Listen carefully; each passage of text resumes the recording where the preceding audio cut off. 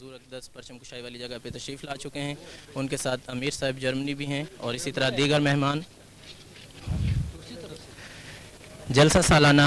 کی تیاری جو تقریباً 1 ماہ پہلے شروع ہوئی تھی، لیجئے حضور اقدس نے پرچم کشائی کے لیے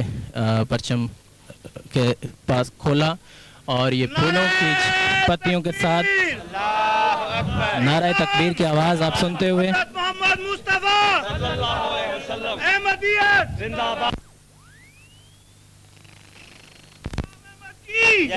حضرت امیر المومنین زندہ باد نعرہ تکبیر اللہ اکبر زندہ باد ڈوائچلینڈ ڈوائچلینڈ زندہ باد. اور اس کے ساتھ فلیگ ہوسٹنگ کی تقریب مکمل ہوئی. حضور اقدس دیگر مہمانان کے ساتھ واپس تشریف لے جا رہے ہیں. ابھی تھوڑی دیر میں نماز جمعہ کے لیے خطبہ جمعہ حضور ارشاد فرمائیں گے اور اس کے بعد انشاءاللہ نماز جمعہ ادا کی جائے گی. اور انشاءاللہ نماز جمعہ کے بعد یہاں پر دیگر پروگرام جس میں بوسنین مہمانوں کے لیے پروگرام شامل ہیں اور اسی طرح آج شام کو لچنا کی جلسہ گاہ میں انشاءاللہ تقاریر ہوں گی. مجھے امید ہے کہ اگر ایم ٹی اے نے آج یہ سارے پروگرام آپ کو نہ دکھائے تو انشاءاللہ کل کی نشریات میں ہم آج کے پروگراموں کے ساتھ آپ کی خدمت میں حاضر ہوں گے. اس وقت ناصر باغ کی فضا بہت ہی پر رونق ہے. ساری جرمنی سے اور اسی طرح تقریباً تمام یورپ سے تشریف لائے ہوئے مہمانان اپنے دعاؤں کے ساتھ اور اپنے پرسکون چہروں کے ساتھ آج کے اس روحانی اجتماع میں شامل ہونے کے لیے تشریف لا چکے ہیں. تقریباً اس وقت تک 7,000 مرد اور اسی طرح تقریباً 4,000 خواتین تشریف لا چکی ہیں، جبکہ جلسہ سالانہ میں انشاءاللہ اس سال ہمیں 15,000 سے زائد مہمانوں کی توقع ہے. اپنے احباب کو یہ بالخصوص بتانا چاہتا ہوں کہ اس جلسہ سالانہ میں خاص طور پہ ہفتے کے روز بوسنیا اور البانیا سے تعلق رکھنے والے احمدی اور غیر احمدی احباب کے لیے خاص پروگرام ترتیب دیے گئے ہیں. آپ احباب کو علم ہوگا کہ محض خدا تعالیٰ کے فضل و کرم سے جرمن جماعت میں 17 سے زائد اقوام کے احمدی احباب شامل ہیں اور 5,000 سے زائد بوسنیا کے احمدی موجود ہیں. اس لیے آج کا یہ جلسہ سالانہ الگ فضل و کرم سے اس لحاظ سے خاص اہمیت کا حامل ہے کہ اس میں ایک بہت بڑی تعداد احمدی بوسنینز کی متوقع ہے اور پہلی مرتبہ انشاءاللہ جلسہ سالانہ کے ایک پورے روز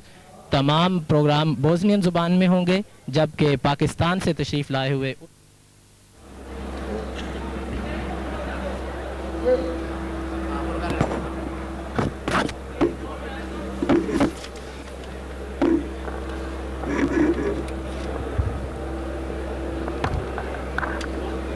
اسی طرح امریکہ نیچے رکھو.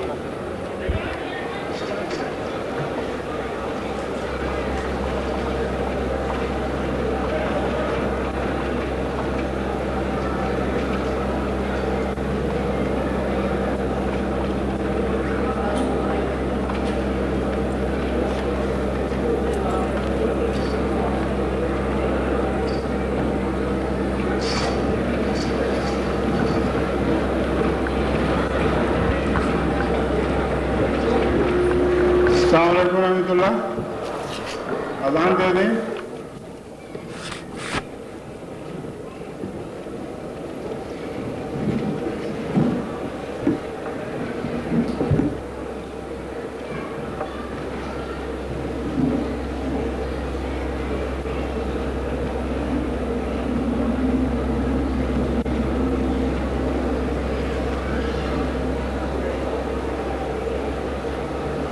اللہ اکبر اللہ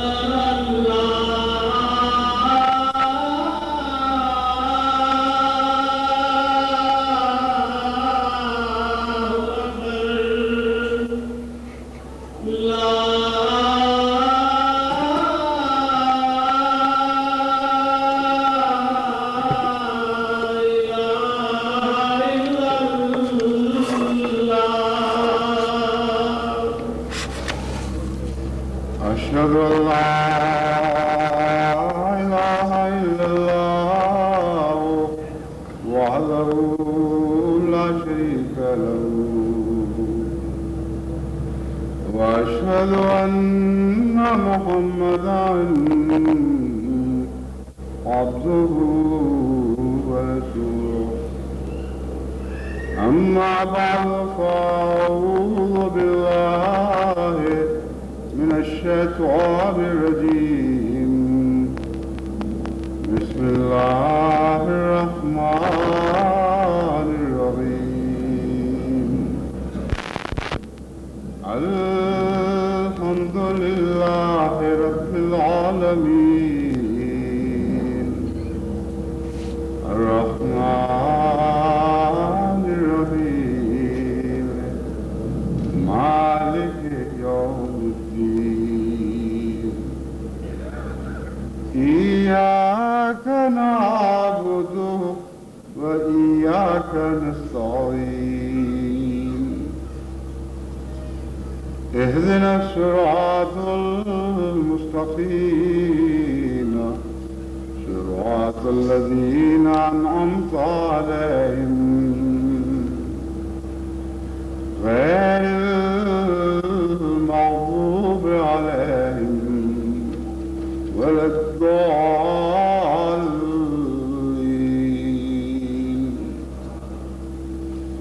ولتكن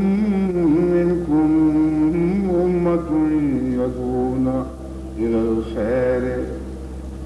ويأمرون بالمعروف وينهون عن المنكر وأولئك هم المفلحون.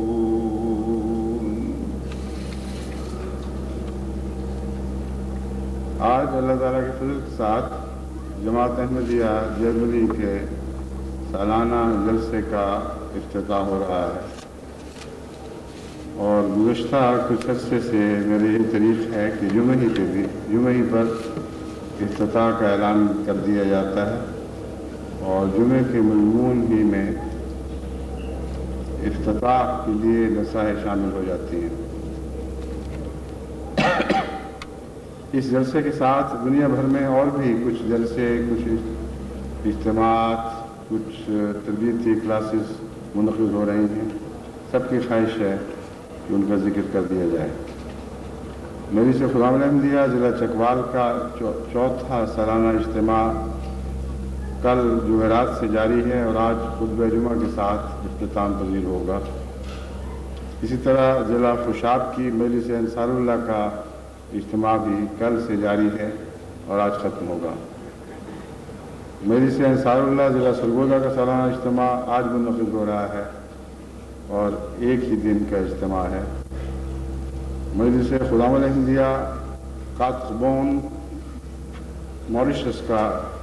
ریجنل اجتماع آج 26 اگست سے شروع ہو رہا ہے اور کل 27 تک جاری رہے گا۔ جماعت احمدیہ زائر کا تیسرا جلسہ سالانہ कल 27 अगस्त से शुरू हो रहा है, 2 दिन जारी रहेगा और 28 अगस्त रोज़ इतवार इख्तिताम पजीर होगा। जमात अहमदिया चारकोट जम्मू और कश्मीर की तमाम मजालिस का मुश्तरका सालाना इज्तिमा भी कल 27 अगस्त रोज़ हफ्ते से शुरू है और 28 अगस्त तक जारी रहेगा। इसी तरह जमात अहमदिया दुबई एक जलसा सीरत नबी मुनक़िद कर रही है और उस जलसे की कामयाबी की दरख्वास्त करती है। ये तमाम जमातें जिनका ऐलान किया गया है इस वक्त अल्लाह ताला के फज़ल के साथ टेलीविज़न के राब्ते के ज़रिए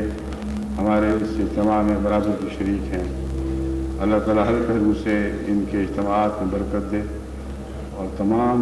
नेक उमंगों और तमन्नाओं को पूरा फरमाए और इज्तिमात की बरकतें खा वो 1 रोज़ा हों या 2 रोज़ा या 3 रोज़ा लंबे अरसे तक उनमें जारी व सारी रहें। जिस आयत करीमा की मैंने तिलावत की है उसका तर्जुमा ये है, बल तकुम मिनकुम उम्मतुन यदूना इलल खैर, चाहिए कि तुम में से एक कौम ऐसी हो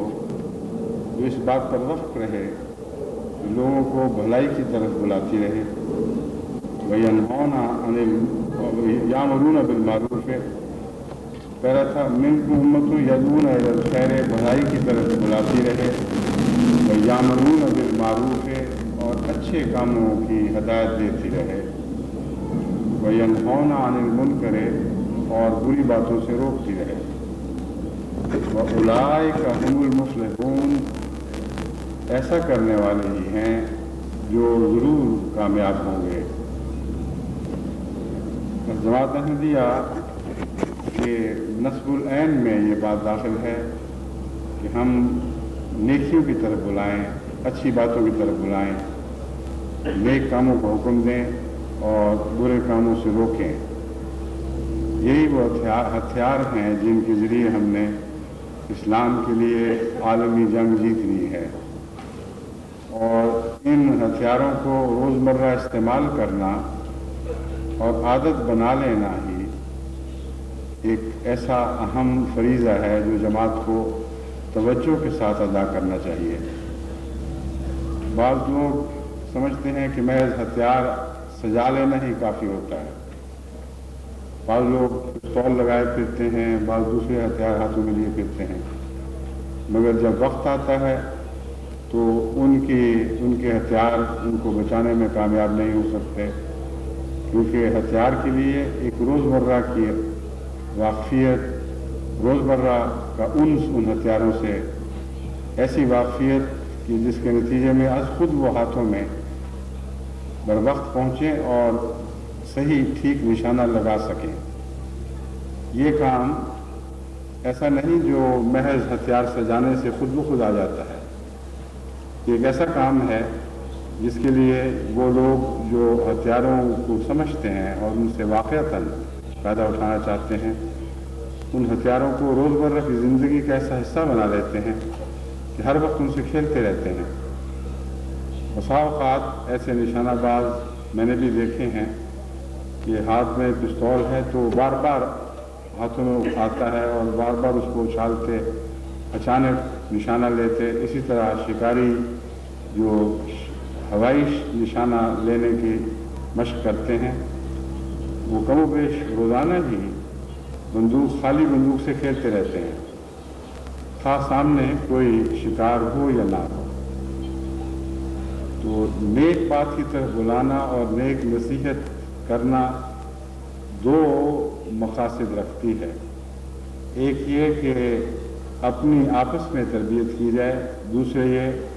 कि तमाम दुनिया को भलाई की तरफ बुलाया जाए। जिन लोगों को रोज़मर्रा इन हथियारों को इस्तेमाल की आदत ना हो, वो दूसरी कौमों को भी इस तरफ बुलाने का सलीक़ा नहीं जानते। वो लोग जो रोज़मर्रा घरों में इस खुदा ताला के बताए हुए हथियार को सही तरीक़े पर इस्तेमाल करने की प्रैक्टिस नहीं करते, उन लोगों को बाकी दुनिया में भी उनको इस्तेमाल करने की तौफ़ीक़ नहीं मिलती। बस ये जो कुरान करीम ने नसीहत फरमाई है बहुत ही अहम है, इतनी अहम है कि हज़रत सल्लल्लाहु अलैहि वसल्लम ने फरमाया कि वो लोग जो नेकियों की तरफ नहीं बुलाते, जो बदियों से रोकते नहीं हैं, उनकी मिसाल ऐसी है जैसे कश्ती में सवार कुछ लोग हों जिसकी एक ऊपर की मंजिल हो और एक नीचे की मंजिल हो। नीचे की मंजिल वाले उस कश्ती की तह में सुराख कर रहे हों और उनको ऊपर की मंजिल वाले रोके नहीं कि हमें क्या, ये तो नीचे की मंजिल में होने वाला वाक़या है। नतीजतन जब वो सुराख हो जाए तो उन सब ने बहरहाल गर्क होना है। उस कौमों की ज़िंदगी, कौमों की बका का मसला है जो कुरान करीम ने बयान फरमाया और हज़रत अक़दस मोहम्मद मुस्तफ़ा सल्लल्लाहु अलैहि वसल्लम ने इसी तरह इसको समझा और समझाया। और जमात अहमदिया को इस बात को रोज़मर्रा का शेवा बना लेना चाहिए कि अच्छी बातों की तरफ बुलाना शुरू करें और अच्छी बातों का हुक्म दिया करें और बुरे कामों से रोका करें। इस सिलसिले में कुछ एहतियातें हैं, कुछ इस खुदा ताला की हिदायत पर अमल करने के कुछ असलूब हैं, कुछ तकाज़े हैं जिनको नज़रअंदाज करके हम अपने मकसद को हासिल नहीं कर सकते। सबसे अहम बात यह है कि यहाँ यामुरून का जो लफ्ज़ फरमाया गया है, अगरचे इसमें हुक्म का मज़मून पाया जाता है, मगर हज़रत सल्लल्लाहु अलैहि वसल्लम नेक कामों की तरफ हुक्मन नहीं बुलाया करते थे, बल्कि पाक दिल पर असर करने वाली नसीहत के ज़रिए लोगों को नेकी की तलक़ीन फरमाते थे। और अगर कोई उस पर अमल ना करे तो उसको सज़ा देने का कभी आपने इरादा नहीं फरमाया, बल्कि आपका दिल उसकी हालत पर मग़मूम हो जाया करता था जो नेक बात सुनकर भी उस पर अमल नहीं करता। बस अमर से मुराद यहाँ नसीहत करना है, ना कि तहक्कुम के साथ नसीहत करना। इज्ज़त के साथ नसीहत करना है, ना कि तहक्कुम के साथ किसी अच्छी बात की तरफ बुलाना है। और इसी सुन्नत नबी में इस तरीक़ की कामयाबी का राज मुज़मिर है।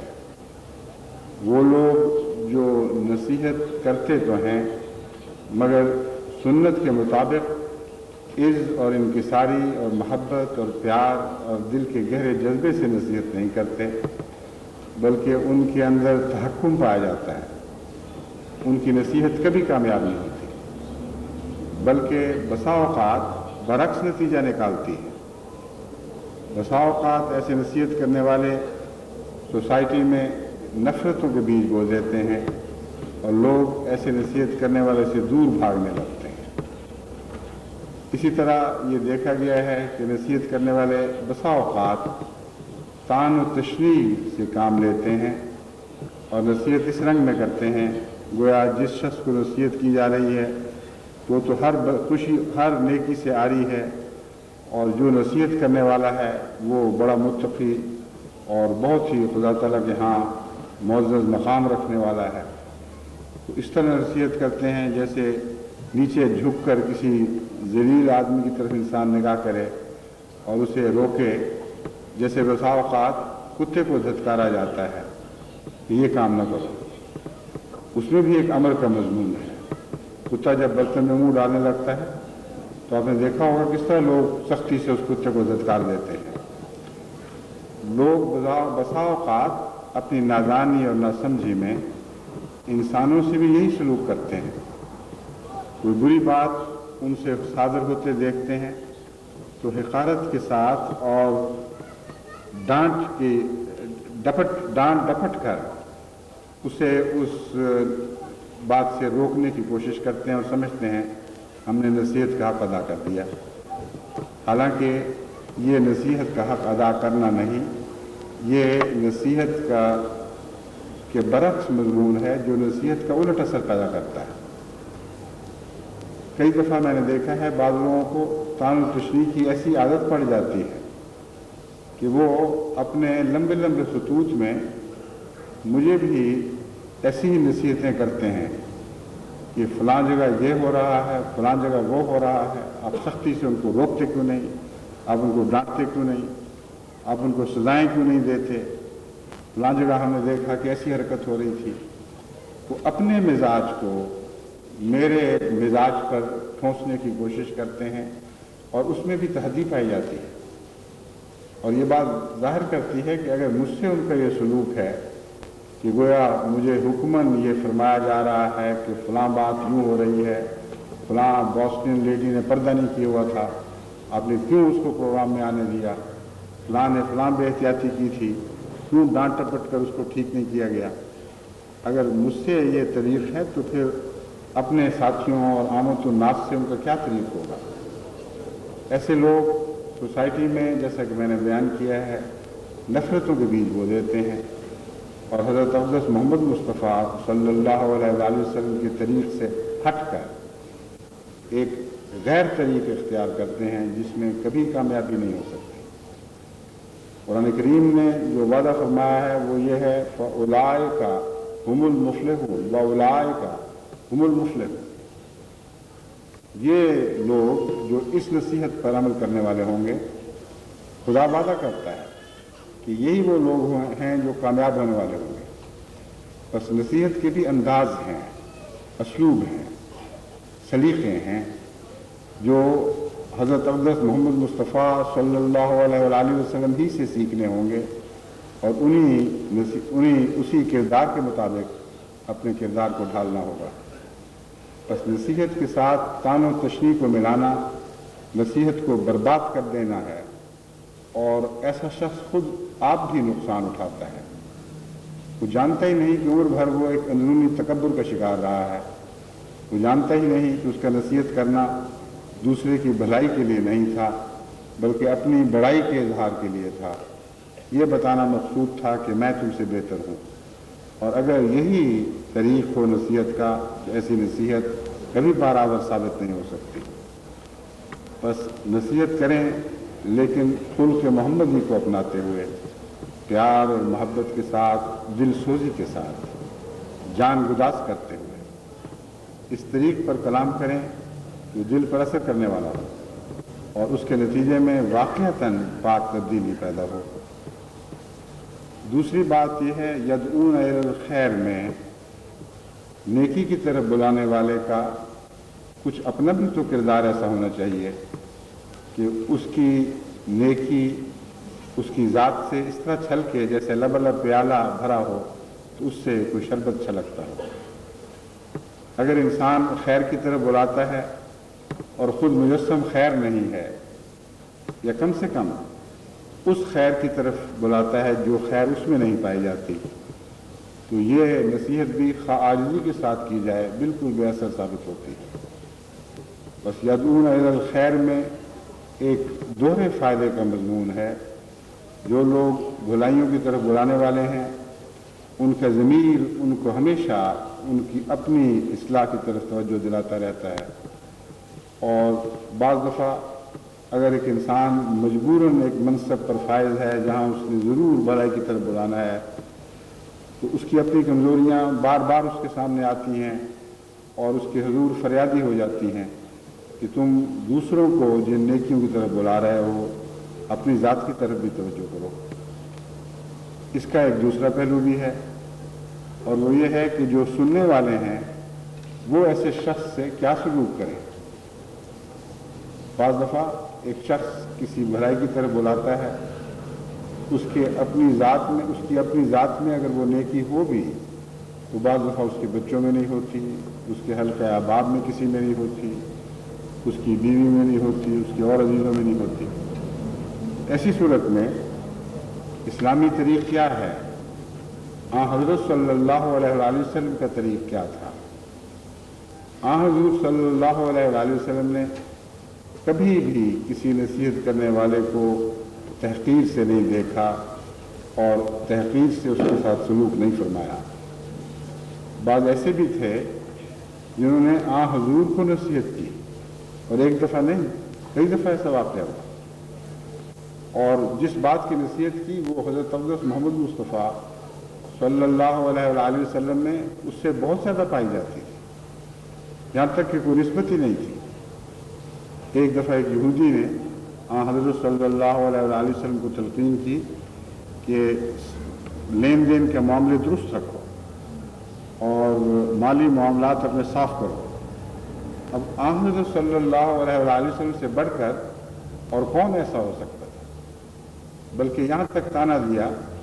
کہ آپ کے خاندان کا یہی طریقہ ہے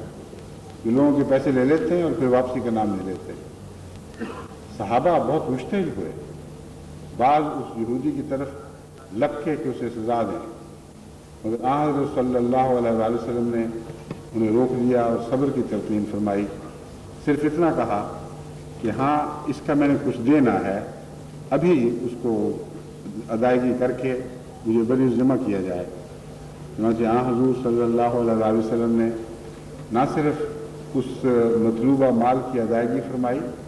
بلکہ اس سے بڑھ کر دے دیا۔ بس حضور صلی اللہ علیہ وسلم کی زندگی میں بھی بس اوقات ایسے واقعات ہوئے ہیں کہ جب آپ کو نصیحت کرنے والا خود آپ کے مقابل پر ان باتوں میں بہت ہی کمزور اور کچا ہوتا تھا۔ جیسا کہ ایک موقع پر حضرت صلی اللہ علیہ وسلم نے کسی کو صبر کی نصیحت فرمائی، کسی کو اور باتوں کی نصیحت فرمائی، اس نے الٹ کر حضور کو بڑی حملہ کیا کہ آپ کو کیا پتہ صبر کیا ہوتا ہے، جس پہ غم پڑے وہی جانتا ہے کہ صبر کیا ہوتا ہے۔ مگر حضور صلی اللہ علیہ وسلم نے کبھی ایسے شخص کو ڈانٹا نہیں، کبھی ایسے شخص کو جواب میں یہ طعنہ نہیں دیا کہ تم اپنی حیثیت کو دیکھو اور دیکھو کہ مجھ سے باتیں کر رہے ہو، جو ان تمام خوبیوں میں مکارم الاخلاق پر فائز کیا گیا ہے، جو اخلاق کی بلند ترین چوٹیوں پر قدم رکھتا ہے۔ پھر ایک دفعہ بھی آپ نے جواب نہیں فرمایا، بلکہ خاموشی اور صبر کے ساتھ اس نصیحت کرنے والے کی دل آزاری کو بھی برداشت کیا۔ بس یہ بھی ایک ایسا پہلو ہے جس کی طرف میں جماعت کو توجہ دلانا چاہتا ہوں، اور جرمنی کی جماعت میں اس کی خصوصیت سے ضرورت ہے۔ اگر ایک عہدیدار اپنے عہدے کی مجبوری سے ایک نصیحت کرتا ہے، ہو سکتا ہے کہ وہ ان بعض خوبیوں سے خود بھی عاری ہو یا اس کے قرب و جوار میں اس کے دوست، اس کے عزیز ان خوبیوں سے عاری ہوں، جواباً اس پر یہ حملہ کرنا کہ تم اپنی شکل تو دیکھو، اپنا حال تو دیکھو، ہمیں جس طرح بلاتے ہو اپنے بچوں کو کیوں ٹھیک نہیں کرتے، یہ بھی درست اسلامی طریق نہیں ہے، بلکہ ایک نہایت ہی ناپاک رد عمل ہے، ایک ناپاک رویہ ہے، جس کے نتیجے میں سوسائٹی میں نفرتوں کے زہر گھولے جاتے ہیں اور نصیحتیں بیکار ہو جاتی ہیں۔ امر واقعہ یہ ہے کہ یہ نصیحت کا ایک بہت ہی نازک مرحلہ ہے، جبکہ نصیحت کرنے والا اپنے فرض کی وجہ سے مجبور ہو، ایسے مقام پر معمور ہو کہ اس کا کام ہے کہ وہ نصیحت کرے۔ ایسے موقع پر دیکھنے والا شاید یہ خیال کرتا ہو کہ اس نے اپنے نفس کو بھلا دیا ہے اور دوسروں کو نصیحت کر رہا ہے، مگر میں جہاں تک انسانی نفسیات کو سمجھتا ہوں اس کا یہ خیال درست نہیں ہے، کیونکہ بسا اوقات ایسے نصیحت کرنے والے اپنے دل میں خود ہی خود گھلتے ہیں اور غم کھاتے ہیں اور دعائیں کرتے ہیں اور کوشش کرتے ہیں کہ خدا ہماری کمزوریوں کو دور فرمائے، تاکہ ہم لوگوں کی جن کمزوریوں کو دور کرنے کی کوشش کر رہے ہیں وہ کمزوریاں ہماری ذات سے بھی بالکل کلیتاً الگ ہو کر ہمارے وجود کو پاک اور صاف چھوڑ جائیں۔ ایسے ماں باپ ہیں جو اپنے بچوں کو نصیحت کرتے ہیں، ان میں بھی کمزوریاں پائی جاتی ہیں۔ بچوں میں بعض دفعہ وہ خوبیاں دیکھنا چاہتے ہیں جو ان کی ذات میں نہیں ہیں، بچوں میں سے وہ کمزوریاں دور کرنا چاہتے ہیں جو بعض دفعہ ان کے اندر بھی پائی جاتی ہیں۔ اگر اس طریق کو بچے اپنا لیں اور بات بات پر ماں باپ کے سامنے زبانیں کھولیں اور کہیں کہ تم میں بھی یہ فلاں بات ہے، تم میں بھی یہ فلاں بات ہے، تو ساری دنیا کا نظام درہم برہم ہو جائے اور کسی کو اپنے گھر میں بھی تربیت کی توفیق نہ ملے۔ بس تربیت کے ساتھ کچھ شرافت کے تقاضے وابستہ ہیں، اور وہ شرافت ہے جو تربیت کو فائدہ پہنچاتی ہے اور تربیت میں تقویت دیتی ہے، تربیت کو تقویت دیتی ہے۔ جس کو نصیحت کی جا رہی ہے اس کی شرافت کا تقاضا ہے کہ نصیحت کرنے والے کی کمزوریوں سے چشم پوشی کرتے ہوئے یہ دیکھے کہ بات سچی ہے یا نہیں ہے۔ اگر بات سچی ہے تو وہ موقع تانا دینے کا نہیں، بات سچی ہے تو کسی اور وقت اس کو اور رنگ میں سمجھایا جائے کہ تم میں یہ کمزوری پائی جاتی ہے، تم اس کو دور کرنے کی کوشش کرو۔ بس حضرت صلی اللہ علیہ وآلہ وسلم نے نصیحت کے مضمون میں ایک بنیادی بات ایسی فرما دی ہے جس کے نتیجے میں ہم اپنے نصیحت کے کردار کو مزید سیکل کر سکتے ہیں اور چمکا سکتے ہیں۔ آپ نے فرمایا حکمت کی بات مومن کی گمشدہ بات ہے، گمشدہ اونٹنی کی طرح ہے۔ گمشدہ اونٹنی کہاں سے ہاتھ آتی ہے، کون اسے پہنچاتا ہے، یہ نہیں دیکھا جاتا، بلکہ وہ حکمت کی بات کو اپنی بات سمجھتا ہے۔ بس جن لوگوں کو نصیحت کی جاتی ہے ان کو نصیحت کے ساتھ ویسا ہی سلوک کرنا چاہیے، یہ دیکھنا چاہیے کہ نصیحت اچھی ہے یا بری ہے۔ اگر بری ہے تو اس سے کنارہ کشی ضروری ہے، اگر اچھی ہے تو جواباً طعنہ دینا حسن خلق نہیں ہے، بلکہ سوسائٹی سے رفتہ رفتہ نصیحت کی قدروں کو اڑا دینا اور باطل کر دینے کے مترادف ہو جاتا ہے۔ جن سوسائٹیوں میں ناصحین کو طعنے ملتے ہیں ان سوسائٹیوں سے رفتہ رفتہ امر بالخیر اور نہی عن المنکر کا رواج ہی اٹھ جاتا ہے۔ بس سننے والوں کے بھی کچھ تقاضے ہیں اور ان کو یاد رکھنا چاہیے کہ نصیحت اگر اچھی بات پر مشتمل ہے تو اس نصیحت کو طعن و تشریح میں اڑانے سے نہ ان کو فائدہ پہنچے گا نہ سوسائٹی کو کچھ فائدہ پہنچے گا، بلکہ ان کی ایک نفسانیت ہے جو اور زیادہ موٹی ہو جائے گی، ان کی وہ انانیت ہے جو اور بھی زیادہ پہلے سے بڑھ کر سرکشی کرنے لگے گی۔ بس عز کا مقام سب سے اچھا مقام ہے، عز کی راہیں سب سے اچھی راہیں ہیں۔ بس نصیحت کرنے والا اگر آپ کی نظر میں بعض ان خوبیوں سے آ رہی ہو جو وہ آپ میں دیکھنی چاہتا ہے تب بھی شکریہ کے ساتھ ان باتوں کو قبول کریں، کیونکہ اس نے باتیں اچھی کہی ہیں جو آپ کے فائدے کی ہیں۔ اور اس بات یہ وہم کو دل سے نکال دیں کہ نصیحت کرنے والا خود اپنے آپ کو نصیحت نہیں کرتا۔ میں اس بات کا گواہ ہوں، ہزارہا احمدی مجھے خطوں میں یہ بات لکھتے ہیں کہ ہم فلاں بات کے لیے فلاں نیکی کی بات کہنے پر مجبور ہیں، اپنے بچوں میں بھی اچھی بات دیکھنا چاہتے ہیں، مگر خود کمزوریوں میں ملوث ہیں، خدا کے حضور گریہ ازاری کرتے ہیں، روتے ہیں اور شرمندہ ہوتے ہیں، لیکن اپنی ذات میں ہم میں یہ طاقت نہیں کہ ان کمزوریوں سے الگ ہو سکیں۔ بس آپ بھی دعاؤں کے ذریعے ہماری مدد کریں۔ بس ناسے کا ایک چہرہ ایسا ہے جو دنیا کو دکھائی دے رہا ہے، ایک چہرہ ایسا ہے جو وہ خود اپنی ذات میں دیکھ رہا ہے، اور وہ چہرہ جو ہے بسا اوقات عرق ندامت میں ڈوبا ہوا ہوتا ہے، بسا اوقات اپنی ذات میں شرمندگی محسوس کر رہا ہوتا ہے۔ بس اس کا معاملہ خدا پر چھوڑیں، اور حق یہ ہے کہ اس کو اچھا جواب دیں اور اس کے لیے دعا کریں۔ یہی وہ حسن محمدی ہے جس نے دنیا کو فتح کرنا ہے، یہی وہ خلق محمدی ہے صلی اللہ علیہ وآلہ وسلم جس کے آج ہم جماعت احمدیہ علمبردار بنائے گئے ہیں۔ بس نصیحت کے اسلوب اور سلیقے خوب باریکی سے سمجھیں اور پہچانیں، پھر دیکھیں کہ انشاءاللہ سوسائٹی میں سے کس طرح جلد جلد بدیاں دور ہونی شروع ہوں گی اور خوبیاں ان کی جگہ لینے لگیں گی۔ قرآن کریم نے ہمیں یہ اسلوب بھی سکھایا ہے کہ اگر کوئی تمہیں اچھی بات کہے تو اس سے بہتر بات میں اس کا جواب دو، اگر کوئی تحفہ دیتا ہے تو اس سے بہتر تحفہ اس کو دو۔ ہاں حضرت صلی اللہ علیہ وآلہ وسلم نے فرمایا کہ اگر تمہارے پاس تم میں یہ توفیق نہیں کہ ہر تحفہ دینے والے کو اسی طرح जिन्स के लिहाज से बेहतर तोहफा दे सको तो फिर दुआ करो, और इतनी दुआ करो कि तुम्हारा दिल मुतमईन हो जाए कि तुमने उस तोहफे का हक ज़्यादा बेहतर रंग में अदा कर दिया है।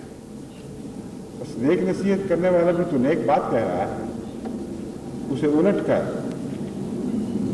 दिल को चिरका लगाने वाली बातें करना हुस्न खुल्क के खिलाफ है, इस्लामी तालीम और तरबियत के मुनाफी है। बस ये देखें कि किसी ने आपको अच्छी बात कही है या बुरी कही है। अगर अच्छी कही है तो आपका फ़र्ज़ है कि आप उस अच्छी बात को बेहतर रंग में उसे वापस करें, ना कि बुरे रंग में और तकलीफ दे रंग में वापस करें। और अगर बुरी बात कही है तो बुरी बात के नतीजे में हज़रत सल्लल्लाहु अलैहि वसल्लम का उसवा ये था कि सब्र इख्तियार फरमाते थे और सब्र के साथ बुरी बातों को बर्दाश्त करने की कोशिश करते थे, यहाँ तक कि बाज़ औक़ात दीनी गैरत के तकाज़े जवाब देने पर आपको मजबूर कर दिया करते थे, जो एक अलग मज़मून है। लेकिन हर तलख़ी को आपने हौसले और सब्र के साथ बर्दाश्त फरमाया। बस ये वो सोसाइटी का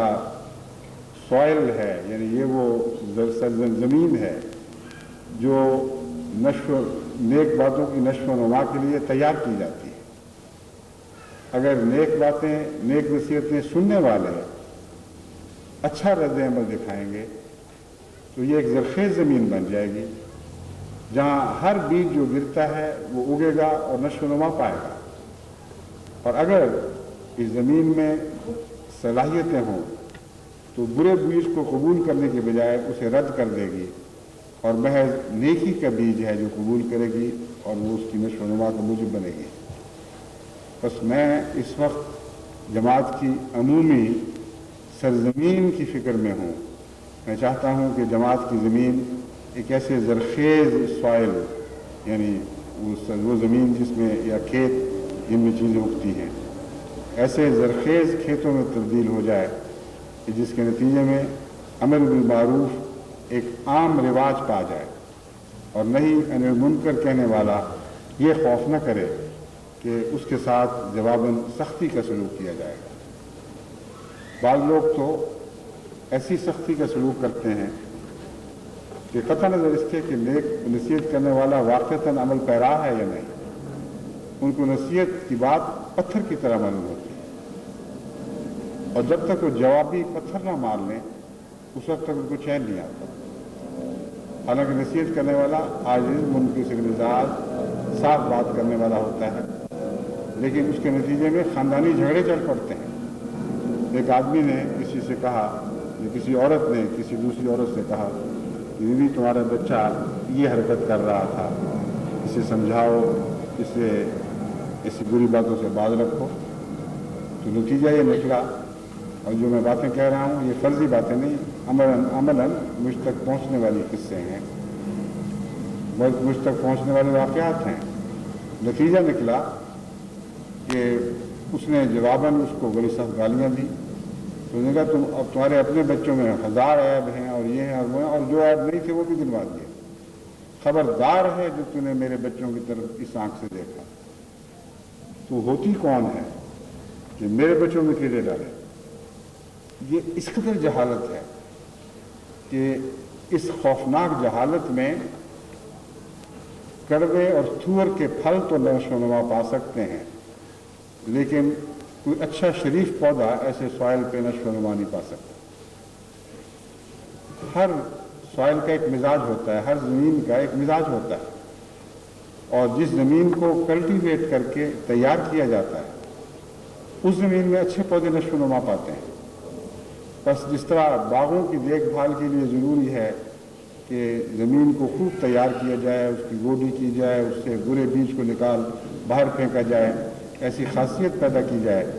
कि अच्छे दरख्तों और फलदार दरख्तों की नशोनुमा में वो ज़मीन खूब मददगार साबित हो। ऐसी ही ज़मीनें हैं जो अच्छे फल लाती हैं, जहाँ खुदा ताला के फजल के साथ बेहतरीन फसलें उगती और बनी नौ इंसान के लिए भलाई का मूजिब बनती हैं। बस जमात अहमदिया की मिसाल भी ऐसी ही है اور قرآن نے یہی مثال ہے جو جماعت احمدیہ کی دی ہے کہ ذر اخرج شطہ فآزرہ فاستغلظ علی سوقہ لیغیظ بهم الکفار یجب الزراء لیغیظ بهم الکفار۔ آپ کی مثال ہی خدا تعالیٰ نے قرآن کریم میں ایک کھیتی کی سی دی ہے، بس کھیتی کی مثالیں دے کر آپ کو سمجھانا کچھ تعجب کی بات نہیں ہے۔ بس مہربانی فرما کر اپنے اندر نصیحت کو پنپنے کے لیے ماحول تیار کریں، ہر اچھی بات کے نتیجے میں جھک کر بات کریں، شکریہ ادا کریں، اور یہ نہ دیکھیں کہ وہ شخص کون ہے اور کیسے بات کر رہا ہے۔ اور ہر نصیحت کرنے والے کا فرض ہے کہ نصیحت کے وقت طعن و تشنیع سے کلیتاً پاک ہو اور ایسی بات کرے جس میں اس کی ذات کے تکبر کا اور انا کا شائبہ تک بھی نہ رہے، جھک کر بات کرے، پیار سے بات کرے، ادب سے گفتگو کرے، اور کوشش کرے کہ قرآن کریم نے جن خوش نصیبوں کا ذکر فرمایا ہے کہ وَأُولَٰئِکَ هُمُ الْمُفْلِحُونَ، وہ بھی انہی میں داخل ہو جائے، اور خدا تعالیٰ کا یہ وعدہ اس کے حق میں پورا ہو کہ وہ کامیاب ہونے والا ہے۔ بس جماعت کو کامیابی کے لیے ان تمام نصائح پر عمل کرنا ہے جو قرآن کریم نے کامیابی کے لیے شرط قرار دی ہیں۔ آج کل خصوصیت سے اس لیے اس کی ضرورت ہے کہ جماعت جرمنی اللہ تعالیٰ کے فضل سے بہت تیزی سے نشو و نما پا رہی ہے، اور بڑی کثرت سے غیر قومیں جماعت میں داخل ہو رہی ہیں۔ ان کو نصیحت کرنا ہے، ان کو نیک کاموں کی طرف بلانا ہے، ان کو پیار اور محبت کے ساتھ اسلامی آداب سکھانے ہیں۔ بس نصیحت کے انداز اگر آپ حضرت صلی اللہ علیہ وسلم سے نہیں سیکھیں گے تو پھر آپ نصیحت کا حق ادا کرنے کے اہل نہیں ہیں۔ اور جیسا کہ میں نے ہتھیاروں کی مثال دی تھی، جب تک اپنے گھر میں، اپنے ماحول میں ان ہتھیاروں کو استعمال نہ کرنا سیکھیں گے، اس وقت تک عادتاً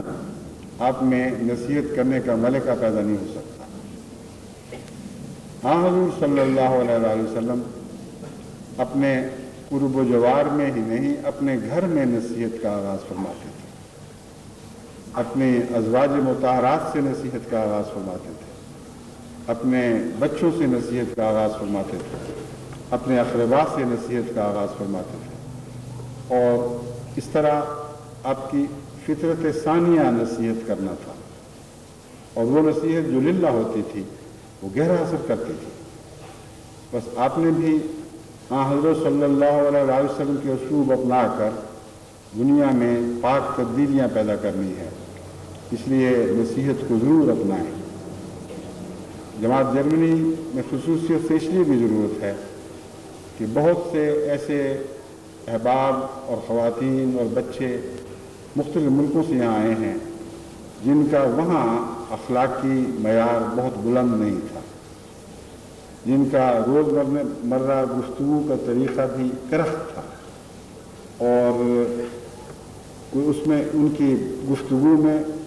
ملائمت نہیں پائی جاتی تھی، یہ ان کے معاشرے کا حصہ تھا۔ یہاں آنے کے بعد یہی عادتیں اگر ان کے اندر جاری رہیں تو وہ نقصان پہنچانے والی ہیں، ان کے لیے بھی نقصان کا موجب ہیں اور جماعت کے لیے بھی نقصان کا موجب ہے۔ آنے والے آپ کی طرف توقعات کی نگاہوں سے دیکھ رہے ہیں، ایسی توقعات جو بہت بلند ہیں۔ بس آپ اپنے اندر، اپنے ماحول میں، اپنے گھر میں نصیحت کو رواج دیں، اس کثرت کے ساتھ نیک باتوں کی طرف بلائیں، اس کثرت کے ساتھ بری باتوں سے روکیں کہ آپ کا اپنا معاشرہ پہلے سے بڑھ کر با اخلاق اور با ادب ہونا شروع ہو جائے۔ با ادب جو میں نے کہا ہے، اس لفظ ادب میں محض اردو کا مضمون داخل نہیں بلکہ عربی لفظ ادب کا مضمون میرے ذہن میں ہے۔ حضرت صلی اللہ علیہ وسلم کی وہ احادیث جس میں आला अखलाक सिखाए गए हैं, और महज अखलाक से बातें करने से ताल्लुक़ रखने वाली अहादीस हैं, उनको ऐसी किताबों को जिनमें वो अहादीस हों किताबुल अदब कहा जाता है। और अदब से मुराद रोज़मर्रा ज़िंदगी का तरीक़ा है, खुशउस्लूबी के साथ ज़िंदगी गुजारना और खुशउस्लूबी के साथ एक दूसरे के साथ मामला करना, ये सारा लफ्ज़ अदब के अंदर दाखिल है। बस जमात जर्मनी में अदब के मयार को बुलंद करने की बहुत ज़रूरत है। चंद दिन पहले जब मैं अभी इंग्लिस्तान ही में था,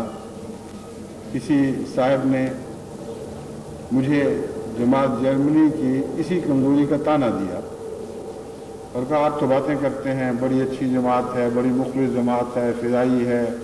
खिदमत दीन में हर मामले में आगे कदम बढ़ाने वाली है,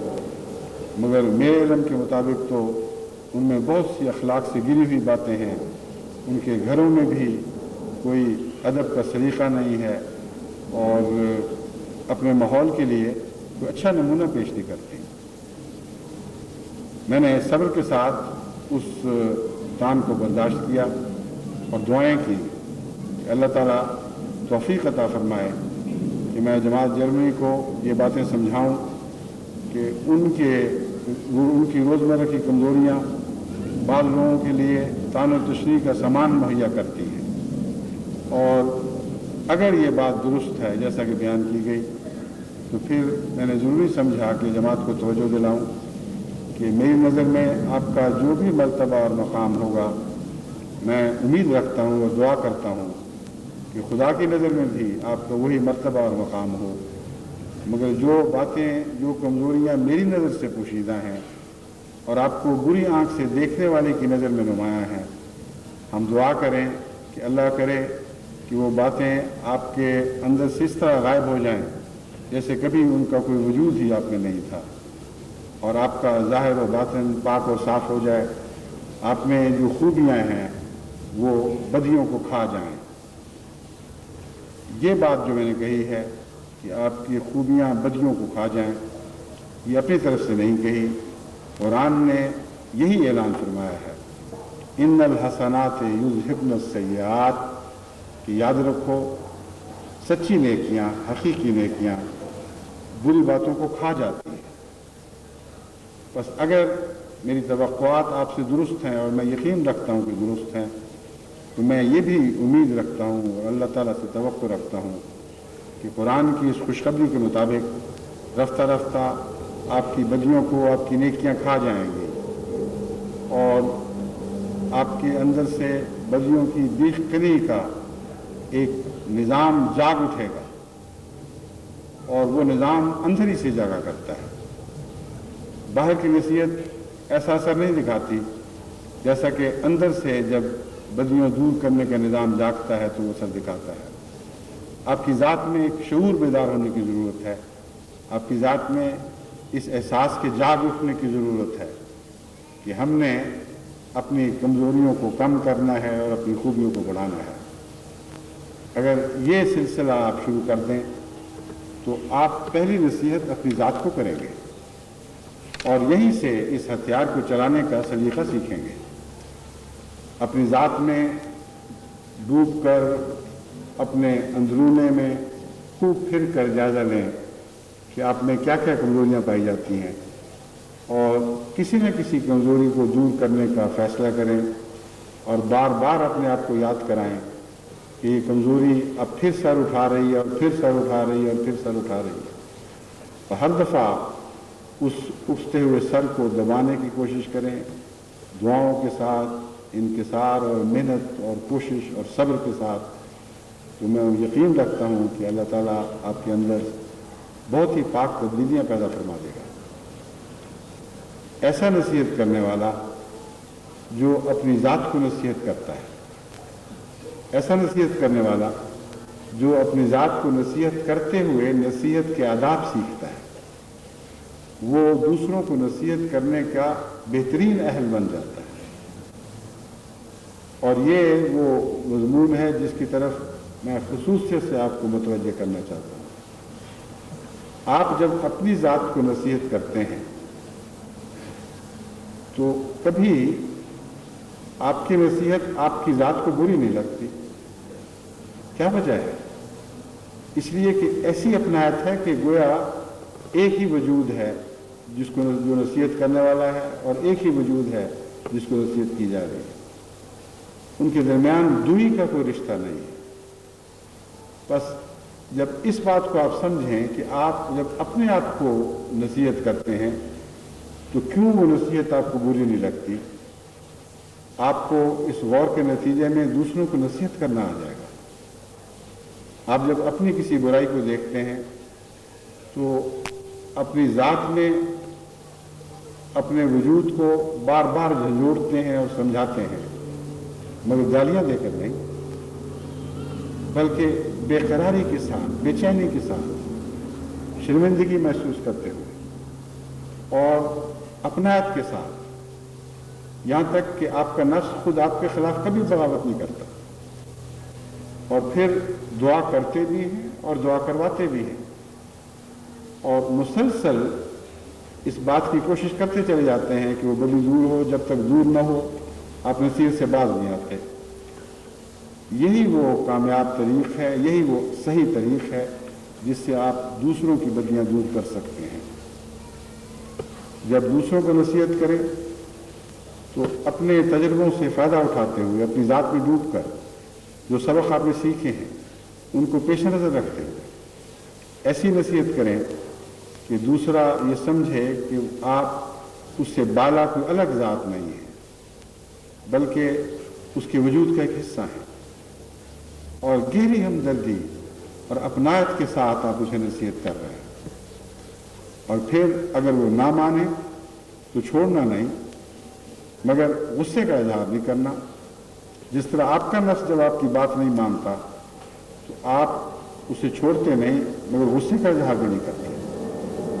مسلسل محنت کرتے چلے جاتے ہیں۔ فذکر ان نفعت الذکریٰ میں یہی مضمون ہے جو میں بار بار آپ کے سامنے کھول چکا ہوں کہ نصیحت کریں اور کرتے چلے جائیں، نصیحت سے چمٹ جائیں۔ وتواصوا بالصبر،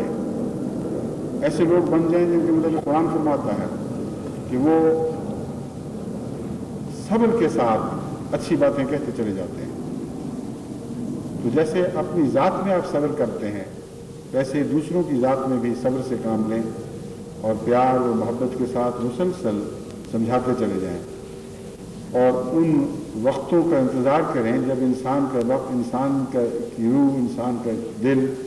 نصیحت کو قبول کرنے کے لیے خاص طور پر آمادہ ہوتا ہے۔ اور ہر حال میں انسان ایک طرح نہیں ہوتا۔ بعض دفعہ ایک نصیحت عام حالات میں اثر نہیں کر رہی، لیکن وہ انسان جس کو نصیحت کی جاتی ہے جب غم زدہ ہو تو وہ نصیحت کام آ جاتی ہے۔ بعض دفعہ عام حالات میں نصیحت کام نہیں کرتی، مگر وہ شخص جسے نصیحت کی جاتی ہے اگر خوف زدہ ہو تو وہ نصیحت کام آ جاتی ہے۔ انسان کی کیفیتیں بدلتی رہتی ہیں، اور ان بدلتی ہوئی کیفیتوں میں نصیحت کا اثر پذیر ہونا بھی ساتھ ساتھ بدلتا ہے۔ اگر اپنی ذات پر آپ غور کریں تو آپ کو بھی معلوم ہوگا کہ بعض دفعہ بعض بدیاں آپ اپنی جان سے چھڑا نہیں سکے، مگر کسی صدمے کی حالت میں، کسی خوف کی حالت میں آپ نے خصوصیت کے ساتھ اس بدی کو دور کرنے کی کوشش کی ہے اور آپ کو کامیابی نصیب ہو جاتی ہے۔ بعض دفعہ ایک انسان ایک مشکل میں مبتلا ہو جاتا ہے اور اس خوف کی حالت میں اللہ تعالیٰ سے بھی عہد کرتا ہے، اے خدا مجھے اس مشکل سے بچا لے تو میں اس بدی کو ہمیشہ کے لیے ترک کر دوں گا، یا ایک بد خیال سے باز آ جاؤں گا اگر تو مجھے اس سے بچا لے گا۔ ایسے بھی بہت سے واقعات ہیں جو احادیث میں ہمیں ملتے ہیں۔ حضرت صلی اللہ علیہ وسلم نے نصیحت آموز باتیں جو بیان فرمائیں، ان میں اس قسم کی بھی کئی باتیں ہیں جن سے پتہ چلتا ہے کہ بعض خاص وقت ہوتے ہیں جن میں بعض نصیحتیں زیادہ گہرا اثر کرتی ہیں۔ بس وقتوں کے لحاظ سے، مناسبتوں کے لحاظ سے نصیحت کرنا یہ بھی ایک فن ہے، اور اس کے مطابق کسی انسان کی ذہنی اور قلبی کیفیت کے مطابق نصیحت کرنا یہ بھی ایک اہم فن ہے جو نصیحت کے کارآمد ہونے میں ایک بہت اہم کردار ادا کرتا ہے۔ ایک انسان کبھی کسی موڈ میں ہوتا ہے، کبھی کسی موڈ میں ہوتا ہے، اس کے مزاج بدلتے رہتے ہیں، اس کی حالتیں بدلتی رہتی ہیں۔ اگر غلط حالت کے وقت آپ کوئی بات کریں تو وہ اثر انداز نہیں ہوگی، اس لیے موقع اور محل اور موسم کے مطابق بات کرنا بھی صحیح نصیحت کا ایک لازمی جز ہے، جس کے بغیر نصیحت صحیح معنوں میں فائدہ نہیں دیتی یا پھل نہیں لا سکتی۔ دیکھیں آپ اگر گندم کے بیجنے کے موسم میں کھیت یعنی دوسرے موسم سے خریف کے کھیت بونے کی کوشش کریں تو اس کا کچھ بھی فائدہ نہیں ہوگا۔ جو ربی کی فصلوں کا وقت ہے اس میں ربی کی فصلیں ہی کام آتی ہیں، جو خریف کی فصل کی کاشت کا وقت ہے اس میں خریف کی فصلیں ہی کاشت کی جاتی ہیں، حالانکہ زمین وہی ہے اور بظاہر موسم بھی ویسا ہی معلوم ہوتا ہے۔ اب دیکھیں سردیوں سے جب گرمیوں میں داخل ہوتے ہیں تو بظاہر موسم تو ویسا ہی ہے جیسا جب گرمیوں سے سردیوں میں داخل ہوتے ہیں، فضا ویسی درمیانے درجے کی خنک یا گرم، ویسے ہی اس کے اندر خاص قسم کے اثر انداز باتیں پائی جاتی ہیں۔ وہ کیا ہیں ہم ان کی تفصیل نہیں بیان کر سکتے، مگر گرمی سے سردی میں داخل ہو رہے ہوں یا سردی سے گرمی میں داخل ہو رہے ہوں، فضا کی لہریں تقریباً ویسے ہی دل پر اثر انداز ہو رہی ہوتی ہیں، اور ٹیمپریچر اگر دیکھا جائے تھرمامیٹر کے ذریعے تو اس میں بھی کم و بیش ویسے ہی ٹیمپریچر یا درجہ حرارت نظر آئیں گے جیسے 6 مہینے پہلے کے موسم میں تھے۔ غرضی کہ انسان اپنے معائنے کے ذریعے کوئی فرق محسوس نہیں کرتا، لیکن اس کے باوجود کچھ فرق ہیں اور بیج ان کو پہچانتے ہیں اور زمین ان کو پہچانتی ہے، اور وہ لوگ جو تجربے سے جانتے ہیں وہ اس بحث میں نہیں پڑتے کہ یہ فرق کیا ہے۔ ان کو یہ پتہ ہے کہ ربی کے موسم میں ربی کی فصلیں کاشت کرنی ہیں، ان کو یہ پتہ ہے کہ خریف کے موسم میں خریف کی فصلیں کاشت کرنی ہیں۔ بس اسی طرح انسانی طبیعتوں کا حال ہے، بعض خاص اوقات قوموں پر آتے ہیں جب خاص قسم کی نصیحتیں ان پر اثر انداز ہوتی ہیں، بعض خاص حالات افراد پر آتے ہیں جب خاص قسم کی نصیحتیں ان پر اثر انداز ہوتی ہیں، اور یہ گہرے مطالعہ کا مضمون ہے۔ لیکن اس کے ساتھ ہی انسانی فطرت میں خدا تعالیٰ نے ملکہ بھی وضعیت ادا کر دیا ہے کہ فلسفیاتی لحاظ سے آپ اس مضمون کی باریکی کو سمجھیں یا نہ سمجھیں، مگر یہ جان لیتے ہیں کہ کوئی کس موڈ میں ہے، اسے کیسی بات کرنی چاہیے۔ ایک چہرے پر غم کے آثار ہیں تو کسی بہت بڑے فلسفر کی ضرورت تو نہیں کہ ان غم کے آثار کو باریکی سے مطالعہ کرے اور پھر یہ فیصلہ کرے کہ لطیفے کی بات کرنی مناسب ہے کہ نہیں مناسب۔ غم کی کئی قسمیں ہیں، کئی وجوہات ہو سکتی ہیں، کئی دفعہ فکر سے بھی ویسے اثر ظاہر ہو جاتے ہیں جیسے غم سے ہوتے ہیں، لیکن چہرے کا مزاج بتا دیتا ہے کہ اس وقت کیسی بات کرنی ہے اور کیسی نہیں کرنی۔ بس نصیحت میں یہ ساری باتیں دیکھی جاتی ہیں۔ کئی دفعہ کسی کی موجودگی یا عدم موجودگی کا بھی نصیحت پر بہت اثر پڑتا ہے۔ بھری مجلس میں آپ ایک بات کہیں تو اس کا اور رد عمل ہوتا ہے، الگ بات کریں تو اور رد عمل ہوتا ہے۔ جرمنی سے مجھے کسی نے ایک ٹرکش میٹنگ کے متعلق لکھا تھا کہ ہم نے بہت سے ٹرکش احباب بلائے، اور جیسا کہ آپ نے کہا تھا ٹرکش علماء کو بھی بلایا، اور جب ہم نے تبلیغی گفتگو شروع کی تو ٹرکش عالم صاحب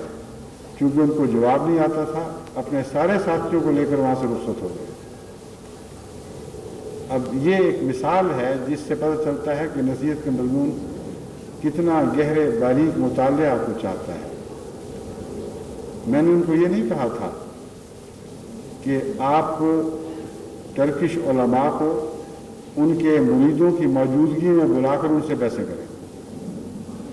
میں یہ بات سوچ بھی نہیں سکتا کیونکہ میں جانتا ہوں کہ ان لوگوں میں ایک انانیت پائی جاتی ہے.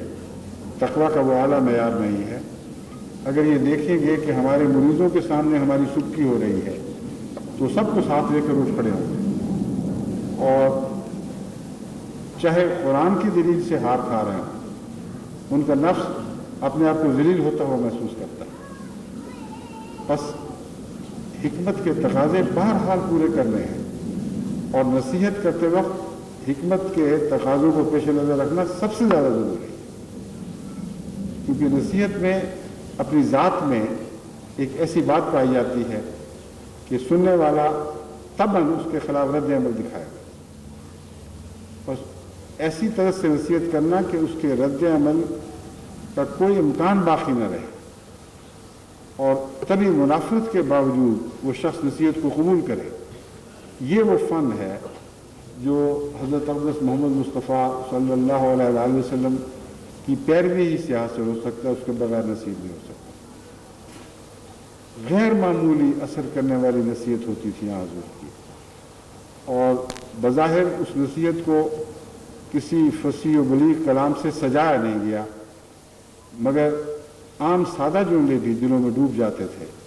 اور حیرت انگیز پاک تبدیلیاں پیدا کرتے تھے. کہنے والا یہ سوچ سکتا ہے, دیکھنے والا یہ سوچ سکتا ہے کہ یہ کلام مرصع نہیں, خوش خاص سجایا نہیں گیا, لیکن امر واقعہ یہ ہے کہ فصاحت و بلاغت کی تعریف سے ایسا شخص ناواقف ہوتا ہے. فصیح و بلیغ کلام کی تعریف یہ ہے کہ موقع اور محل کے مطابق ہو. بس وہی نصیحت فصیح و بلیغ ہے جو بظاہر الفاظ سے مرصع نہ ہو اور ظاہری الفاظ کی سجاوٹ اس میں نہ پائی جائے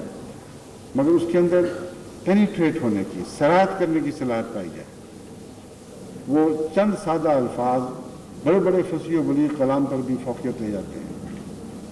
حضرت صلی اللہ علیہ وآلہ وسلم کا یہی انداز تھا. چھوٹی چھوٹی باتوں میں اتنا گہرا اثر ہوتا تھا کہ وہ دل سے نکلتی تھی اور دلوں میں ڈوب جاتی تھی. یہ جو میں نے کہا ہے دل سے نکلتی تھی اور دلوں میں ڈوب جاتی تھی, یہ اس کا سب سے اہم پہلو ہے. کیونکہ وہ نصیحت جو دل سے نہ نکلے وہ دلوں میں ڈوبنے کی بھی صلاحیت نہیں رکھتی. حضرت صلی اللہ علیہ وآلہ وسلم کی ہر نصیحت دل سے اٹھتی تھی اور لازماً دل تک پہنچتی تھی. دوسری اہم بات آپ کی نصیحتوں میں یہ ملتی ہے کہ آپ کی ہر نصیحت آپ کے کردار سے اٹھتی تھی, صرف دل سے نہیں اٹھتی تھی. آپ کے کردار سے اٹھتی تھی اور کردار پر اثر انداز ہو جایا کرتی تھی. زندگی بھر آپ نے کبھی ایک ادنا سی بات بھی ایسی نہیں فرمائی جو آپ کے کردار کا ایک لازمی حصہ نہ ہو اور کسی ایسی بدی سے نہیں روکا جس سے آپ کا نفس پاک نہ ہو. بس نصیحت کے لیے جو سب سے زیادہ مؤثر دو محرکات ہیں وہ آپ کی نصیحتوں میں ملتے تھے. اول یہ کہ دل سے اٹھتی تھی اور لازماً دل پر اثر انداز ہوتی تھی. دوسرے کردار سے اٹھتی تھی اور لازماً کردار پر قبضہ کر لیتی تھی. بس ان دو پہلوؤں سے اپنی نصیحتوں کو طاقت عطا کریں. حضرت صلی اللہ علیہ وآلہ وسلم کی چند پاک نصیحتوں پر میں اس خطبے کو ختم کرتا ہوں. یہ وہی سلسلہ ہے جو میں پہلے سے شروع کر رکھا ہے. حضور نے ایک موقع پر فرمایا ایک مسلمان پر دوسرے مسلمان کے 5 حق ہیں. سلام کا جواب دینا, بیمار ہو جائے تو اس کی عیادت کرنا, فوت ہو جائے تو اس کے جنازے میں شامل ہونا, اس کی دعوت قبول کرنا, اور اگر وہ چھینک مارے اور الحمدللہ کہے تو اس کی چھینک کا جواب یرحمک اللہ کی دعا کے ساتھ دینا. ایک روایت میں ہے کہ جب تو اسے ملے تو اسے سلام کہے اور جب وہ تجھ سے خیر خانہ مشورہ مانگے تو خیر خواہی اور بھلائی کا مشورہ دے. اب آپ نے یہ جو نصیحتیں سنی ہیں اکثر آپ میں سے یہ سمجھتے ہوں گے کہ عام چھوٹی چھوٹی سی باتیں کیا فرق پڑتا ہے ان کے کرنے سے, اور इनसे क्या नुमायां तब्दीली सोसाइटी में हो सकती है। मगर एक एक करके उस पर गौर करें तो आपको मालूम होगा कि ये ऐसी नसीहतें हैं जो सोसाइटी की काया पलट सकती हैं। सबसे पहले फरमाया कि सलाम का जवाब देना। अब आप सलाम अलैकुम कहता है तो वालेकुम सलाम क्या ही देते हैं, मगर जब हज़रत सल्लल्लाहु अलैहि वसल्लम फरमाते हैं सलाम का जवाब देना, तो आप जिस रंग में सलाम का जवाब दिया करते थे वो मुजस्सम दुआ हुआ करती थी। महज मुंह से वालेकुम सलाम नहीं कहा करते थे। बस हुजूर अकरम से जो बातें सुनते हैं ये याद रखें कि हुजूर उन बातों को खुद किस रंग में बजा लाते थे और किस रंग में वो बात खुद किया करते थे। एक ऐसा शख्स जिसको सलाम कहा जाए वो बाज़ दफ़ा खुद ब खुद बगैर सोचे समझे वालेकुम सलाम कह देता है और पूरा लफ्ज़ भी ठीक नहीं बोलता वालेकुम सलाम, और बाज़ दफ़ा सिर्फ सिर हिला देता है कि हाँ ठीक है मुझे सलाम पहुँच गया है। वो बड़ा मर्तबा रखता है और सलाम कहने वाला छोटा मर्तबा रखता है। मगर हुज़ूर सल्लल्लाहु अलैहि वसल्लम हमेशा सलाम को दुआ के तौर पर लेते थे और दुआ के रंग में इसका जवाब देते थे। बस हर दफ़ा जब आप वालेकुम सलाम कहते हैं या अस्सलामु अलैकुम कहते हैं तो आपके दिल से अगर ये तमन्ना वाक़अतन उठती है कि इस शख्स को सलामती नसीब हो, इस शख्स पर अल्लाह की सलामती का साया रहे, तो ऐसा शख्स आपके शर से भी खुद ब खुद महफूज हो जाता है। क्योंकि सच्चे दिल से दुआ करने वाला दूसरे के लिए शर नहीं, उसका बरक्स नहीं चाह सकता। बस अगर गौर करके आप सलाम को रिवाज दें और सलाम का जवाब सलाम में दिल की गहराई से दें तो ये कतई बात है कि सच्चे दिल से वालेकुम सलाम कहने वाला कभी उस शख्स के हक में शर की बात नहीं सोच सकता जिसको वो सलाम की दुआ देता है, वरना वो अव्वल दर्जे का मुनाफिक होगा, वरना उसका जवाब हकीकत में जवाब नहीं बल्कि एक मुनाफिकत का इजहार बन जाता है। तो आपने फरमाया हक है मुसलमान का, तुम उसके सलाम का जवाब दो, यानी उसको दुआ दो और उसे सलामती का यकीन दिलाओ और उसके लिए सलामती की दुआ मांगो। फिर फरमाया कि बीमार हो जाए तो उसकी इयादत करे। हमारे यहाँ इयादत का रिवाज तो है मगर मुसलमान के हक के तौर पर नहीं, बल्कि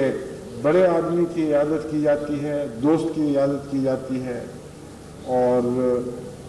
किसी का सोसाइटी में कोई मर्तबा हो या कोई अपना करीबी हो तो उसकी इयादत की जाती है। हज़रत सल्लल्लाहु अलैहि वसल्लम ये नहीं फरमा रहा है कि अपने दोस्तों की याद करो, अपने से बड़े लोगों की याद करो। आप फरमाते हैं मुसलमान का हक है कि उसकी इयादत की जाए। बस अगर कोई ऐसा गरीब इंसान है, बेसहारा है, लाचार है, उसकी इयादत नहीं हो रही और साहिब असर लोगों की इयादत होती है तो हज़रत सल्लल्लाहु अलैहि वसल्लम की नसीहत पर अमल नहीं हुआ। बस इयादत के मज़मून से पता चलता है कि मुसलमान का बहैसियत सोसाइटी ये फ़र्ज़ है कि अपने में से किसी को बग़ैर इयादत के न रहने दें और बेसहारा न रहने दें। अगर इस बात को आप रिवाज देंगे तो कितने ही ऐसे हैं जिनकी बीमारी की तलखियाँ दूर होनी शुरू हो जाएंगी, उनको सुकून नसीब हो जाएगा, जबकि इस वक्त इसमें कमी पाई जाती है। चुनांचे आए दिन मुझे कभी हिंदुस्तान से, कभी बांग्लादेश से, कभी पाकिस्तान से, कभी अफ्रीका से ऐसे ख़त मिलते हैं कि मैं कमज़ोर, नाचार, बीमार हूँ, मुझे कोई नहीं पूछ रहा। और बाद में लिखते हैं खुदा के सिवा मेरा कोई नहीं रहा। मैं उनको कहता हूँ कि अगर वाक़अतन आपने ये बात सच्ची कही है कि खुदा के सिवा आपका कोई नहीं तो मुबारक हो कि आपका सब कुछ है। लेकिन अगर आपकी मुराद ये है कि खुदा का क्या फ़र्क पड़ता है, दुनिया ने मुझे छोड़ दिया है और खुदा मेरे साथ है, का मतलब ये है कोई भी मेरे साथ नहीं रहा, तो फिर आपने खुद अपना हमेशा के लिए नुकसान कर दिया है। लेकिन बात समझाने के बाद मैं जमात को तवज्जो दिलाता हूँ, अगर मेरे इल्म में कोई ऐसे ज़ी असर صاحب سرورت ہوں جو اس کے قریب رہتے ہوں ان کو توجہ دلاتا ہوں، اور بعض دفعہ ایک شہر سے دوسرے شہر میں خصوصیت سے ایسے شخص کی عیادت کے لیے احمدیوں کو بھجواتا ہوں یا نظام جماعت کو کہتا ہوں کہ وہ کسی کو بھیجیں، اور اللہ تعالیٰ کے فضل کے ساتھ ہمیشہ اس کا بہت ہی نیک نتیجہ نکلتا ہے۔ ایک ایسا شخص جو اپنے آپ کو بے سہارا سمجھ رہا ہوتا ہے، جو سمجھتا ہے کہ کوئی میری عیادت کی فکر اس لیے نہیں کر رہا کہ میں بے حقیقت چیز ہوں، اچانک اس کے اندر ایک نیا اعتماد اٹھ کھڑا ہوتا ہے، اس کے اندر ایک حوصلہ پیدا ہو جاتا ہے۔ وہ جانتا ہے کہ جماعت احمدیہ کا ہر فرد سہارے والا ہے، اور جو اس جماعت کا فرد ہے اس کو یہ ایک ضمانت ہے کہ وہ اکیلا نہیں چھوڑا جائے گا۔ بس حضرت صلی اللہ علیہ وآلہ وسلم نے جو نصیحت مسلمان کو بحیثیت مسلمان کی ہے اس کی حقیقت کو سمجھیں، اور اپنی سوسائٹی میں جہاں بھی آپ ہیں یہ رواج قائم کر دیں کہ کوئی غریب سے غریب انسان بھی بیماری کے وقت بے سہارا نہیں چھوڑا جائے گا۔ جب آپ اس کی عیادت کو جائیں گے تو اس کے ساتھ بہت سے اور فائدے بھی مضمر ہیں۔ عیادت کا ہرگز یہ مطلب نہیں ہے کہ آپ پوچھائے کیوں جی کیا حال ہے، اس نے کہا بہت برا حال ہے اور آپ گھر کو واپس آ گئے۔ یہ میں ایسی بات کہہ رہا ہوں جو میں نے تجربے سے سیکھی ہے۔ جب ایک کمزور اور غریب کی عیادت کو آپ جاتے ہیں تو اور بھی بہت ساری باتیں آپ کے سامنے آ جاتی ہیں۔ حضرت صلی اللہ علیہ وسلم کی نصیحتیں حکمتوں کا خزانہ تھیں اور ہیں اور رہیں گی۔ کئی دفعہ مجھ سے واقعہ ہوا کہ مجھے بحیثیت ہومیوپیتھ کے کسی نے بلا بھیجا کہ ہم فلاں بیمار ہے، گھر میں کوئی ڈاکٹر اور میسر نہیں آ رہا، یا ہم میں طاقت نہیں ہے کہ ہم علاج کرا سکیں، اور مریض آپ پاس آ نہیں سکتا، اس لیے آپ خود آ کر اس کو دیکھیں۔ اور اللہ تعالیٰ نے توفیق عطا فرمائی، میں نے جا کر دیکھا تو اس وقت مجھے سمجھ آئی کہ عیادت کیا ہوتی ہے۔ صرف بیماری کا مسئلہ نہیں تھا، خوراک کا بھی مسئلہ تھا۔ صرف بیماری کا مسئلہ نہیں تھا، اس کے عمومی گھر کے حالات اور رہن سہن کا بھی مسئلہ تھا۔ جو مکھیوں اور مچھروں میں گھرا ہوا مریض، جس کے گھر میں بچے بھوک سے بلبلاتے ہیں اور شور کرتے ہیں، اس کی عیادت کا یہ مطلب کہاں سے ہو گیا کہ آپ کا کیا حال ہے؟ اس کی عیادت کا تو یہ مطلب ہے کہ جب آپ اس کی عیادت کو جائیں تو آپ کے دل سے ایک ہمدرد، ایک سچا عیادت کرنے والا مسلمان بیدار ہو کر اٹھ کھڑا ہو، اور آپ اس کی ضرورتوں کا بھی خیال رکھیں، اس کی دوسری چیزیں بھی ساتھ پوری کریں جن کی ان کو ضرورت ہے۔ یہ مفہوم ہے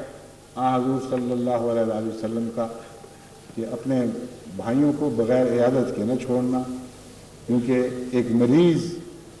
جب لاچار اور بے سہارا ہو کر سوسائٹی میں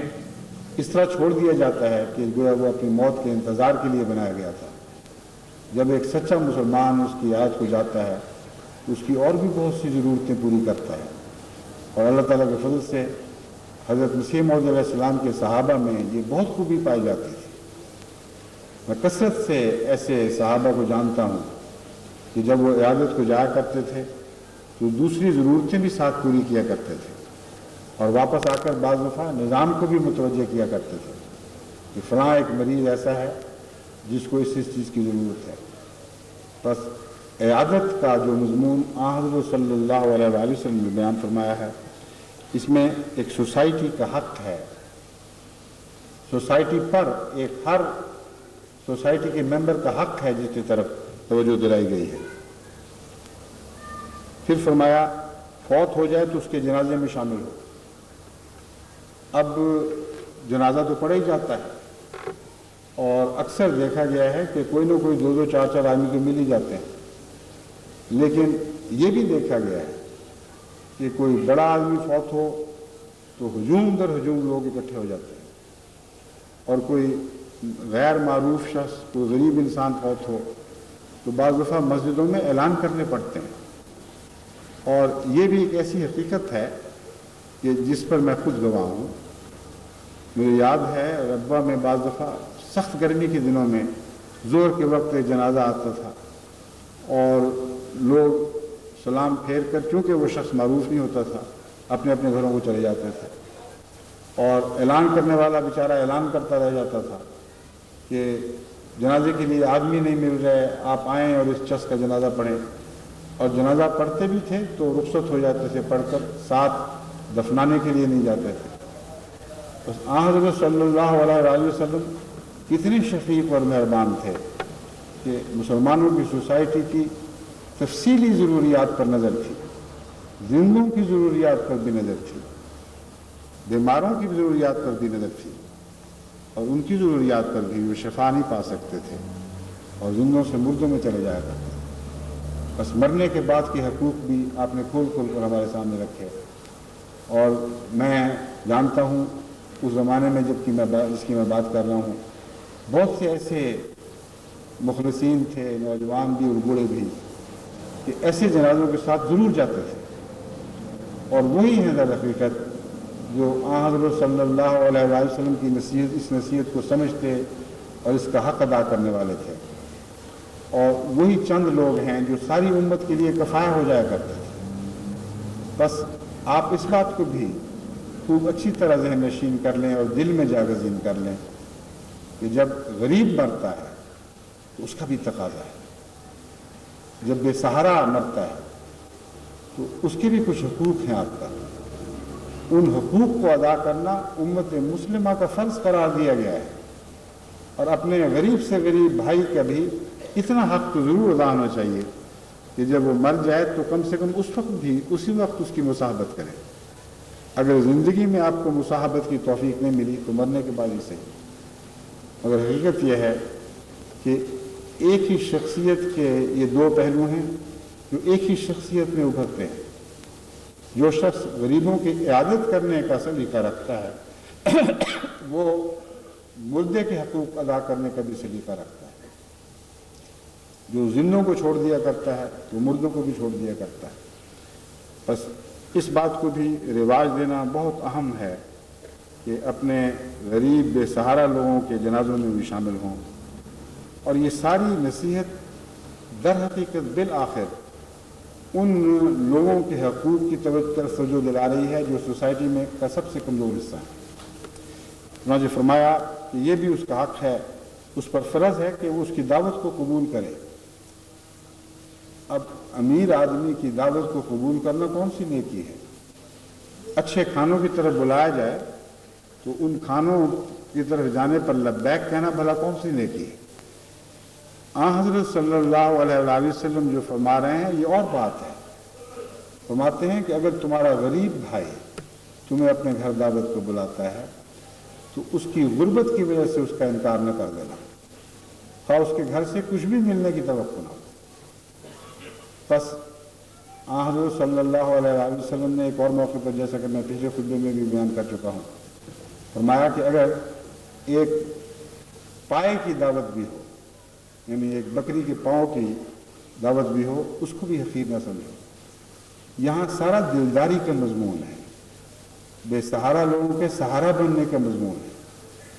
بس ایسی دعوت جو اپنے روزمرہ کے کھانے کے معیار سے بہت گری ہوئی ہوتی ہے، اس کو دعوت کی خاطر تو قبول نہیں کیا جاتا، یعنی کھانے کی خاطر تو قبول نہیں کیا جاتا، بلکہ دلداری کی خاطر قبول کیا جاتا ہے۔ بس آپ نے جہاں فرمایا کہ دعوت قبول کرو، مراد یہ ہے کہ تکبر کی راہ سے کسی غریب سے غریب آدمی کی دعوت کا رد نہیں کرنا۔ ہاں اگر ایسی مجبوری ہے کہ بڑے آدمی کی دعوت بھی تم رد کرتے ہو ان مجبوریوں میں، تو پھر یہ کوئی گناہ نہیں، یہ ایک جائز ضرورت ہے۔ لیکن محض اس لیے کہ کوئی شخص غریب ہے اس کی دعوت رد کرنا، یہ مسلمان کا دوسرے مسلمان کی حق تلفی کے مترادف ہے۔ پھر فرمایا اگر وہ چھینک مارے تو الحمدللہ کہے۔ اب دیکھیں، بعض لوگ کہتے ہیں کہ یہ اسلام نے اتنی چھوٹی چھوٹی باتیں بھی بیان فرمائی، حالانکہ واقعہ یہ ہے کہ ان چھوٹی چھوٹی باتوں ہی میں زندگی ہے۔ اول تو یہ کہ چھینک کا کیوں خیال آیا؟ سوچنے والے سوچتے ہوں گے کہ اور روزمرہ کی باتیں ہوتی ہیں، عباسیاں بھی تو انسان لیتا ہے، انگرائیاں بھی تو لیتا ہے، اس موقع پر کوئی دعا نہیں سکھائی گئی، چھینک کے موقع پر کیوں دعا سکھائی گئی؟ آج جبکہ سائنس ترقی کر چکی ہے، जबकि इल्म तिब ने गैर मामूली तहकीक के ज़रिए बड़े बड़े राज दरियाफ्त कर लिए हैं इंसानी ज़िंदगी के, तो ये बात सामने आई है कि छींक अमूमन उस वक्त आती है जबकि कोई ऐसा ज़र्रा दिमाग की तरफ हरकत कर रहा है नाक की नालियों में से कि अगर वो दिमाग तक पहुंचे तो उसको नुकसान पहुंचा सकता है। बस गैर मामूली ताकत के साथ वो छींक आती है। और एक साइंसी रिसाले में मैंने ये पढ़ा और मैं हैरान रह गया, ये छींक की रफ्तार इतनी तेज़ होती है कि सैकड़ों मील फी घंटा की रफ्तार से वो छींक आती है, ताकि कोई ज़र्रा जो दिमाग की तरफ जा रहा है जिससे नुकसान का ख़तरा है वो आनन फानन उस गैर मामूली धक्के से बाहर निकल जाए। बस आपने देखा होगा जो मर्जी कर लें छींक रुकती नहीं। कई लोगों को मैंने देखा नाक पर दबाते हैं, इधर से दबा हाथ रखते हैं, रुमाल रख लेते हैं, जो मर्जी करें, आई हुई छींक नहीं रुकती, क्योंकि उसकी ताकत बड़ी है पीछे, दबाव बहुत गैर मामूली है। इस राज को खुदा तआला ने हज़रत सल्लल्लाहु अलैहि वसल्लम को समझा दिया कि गैर मामूली मौका है और दुआ का वक्त है, क्योंकि एक बहुत बड़ा खतरा एक शख्स को पैदा हुआ था जो टाल दिया गया है। तो फरमाया कि जब तुम्हें छींक आए तो कहा करो अल्हम्दुलिल्लाह, सब हम अल्लाह ही के लिए है जिसने मुझे इससे निजात बख्शी। और जब कोई सुने तो ये कहे यरहमुकल्लाह, अल्लाह तुझ पर रहम फरमाता रहे आइंदा भी। जिस तरह इस दफ़ा तुमने तुझ पर खुदा ने रहम फरमाया है, इस तरह आइंदा भी खुदा रहम फरमाता रहे। तो बज़ाहिर एक छोटी सी बात थी, लेकिन उसकी कुनों तक जाएं, उसकी तह तक उतर के देखें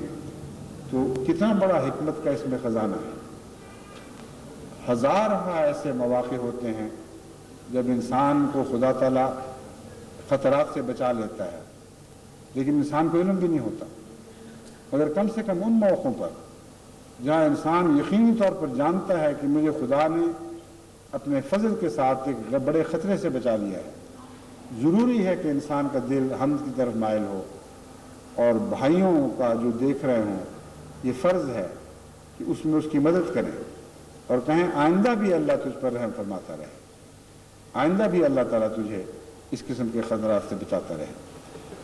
तो आज के लिए मैंने ये एक हदीस आपको समझाने के लिए चुनी थी नमूनतन। खैर की तरफ बुलाने का मतलब ये भी है कि जो बात आप अच्छी सुने वो दूसरों तक पहुँचाएँ। और हज़रत सल्लल्लाहु अलैहि वसल्लम की मोहब्बत भरी, प्यार भरी, हिकमत से पूर्ण नसीहतों को अपने मुआशरे में आम करें, अपने बच्चों को सिखाएं, अपने बड़ों को बताएं और अपने गैरों को भी समझाएं। अल्लाह करे कि हमें इसकी तौफीक मिले। और आपको मैं यकीन दिलाता हूँ कि अगर इस बात को आप शेवा बना लेंगे, जैसा कि मैंने आपको समझाया है, कि अपनी ज़ात से नसीहत का सफ़र शुरू करेंगे, अपने घर अपने माहौल में नसीहत करने की आदत डालेंगे, प्यार और मोहब्बत और दुआओं के साथ नसीहत करेंगे, तो फिर अल्लाह ताला आपकी वो जिम्मेदारियाँ आसान फरमा देगा जो गैरों की तरबियत की जिम्मेदारियाँ आप पर डाली गई हैं और जो दिन ब दिन बढ़ती चली जा रही है। इस कदर तेज़ी से बढ़ रही हैं बाज़ जगह कि इंसान फिक्रों में डूब जाता है कि हम कैसे इन जिम्मेदारियों का हक़ अदा कर सकेंगे। मगर हुज़ूर का तरीक़ नसीहत यह था कि छोटी छोटी प्यारी प्यारी बातों से अजीम पाक तब्दीलियाँ पैदा फरमा देते थे और आज भी फरमा रहे हैं। आज भी यही बातें हैं जो आपकी और मेरे दिल पर असर अंदाज हो रही है। तो इन्हीं बातों को अपनाएं और इसी तरह की नसीहत के तरीक़ इख्तियार करते हुए अपनी सोसाइटी के अंदर पाक तब्दीलियाँ पैदा करने की कोशिश करें। अल्लाह ताला आपके साथ हो और आपकी तौफ़ीक़ात को बढ़ाए और आपकी बातों में असर पैदा करे। खुदा करे हज़ूर सल्लल्लाहु अलैहि वसल्लम की नसीहतों की तरह हमारी नसीहतें भी हमारे दिल की गहराइयों से उठने वाली हों और हमारे किरदार की गहराइयों से उठने वाली हों, ताकि वो दुनिया के दिलों और किरदार पर यकसां गालिब आ जाए। अल्लाह करे कि ऐसा ही हो।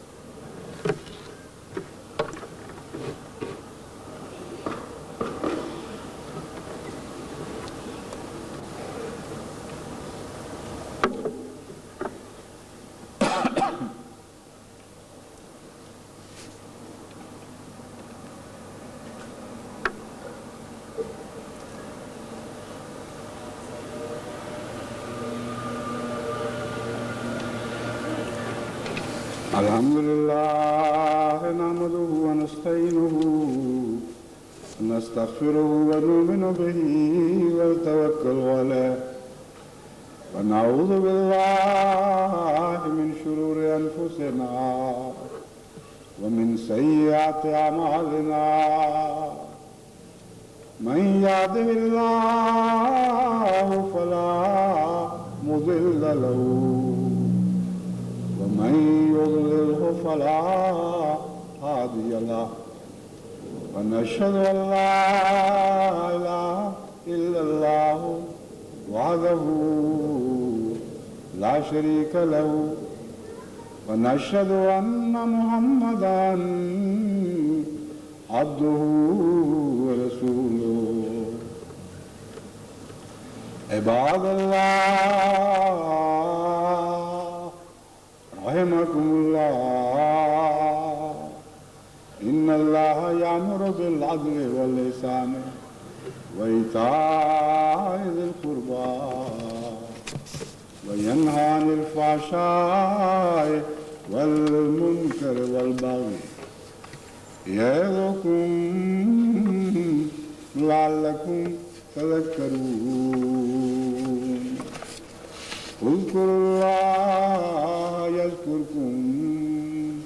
وادعوه يستجب لكم ولذكر الله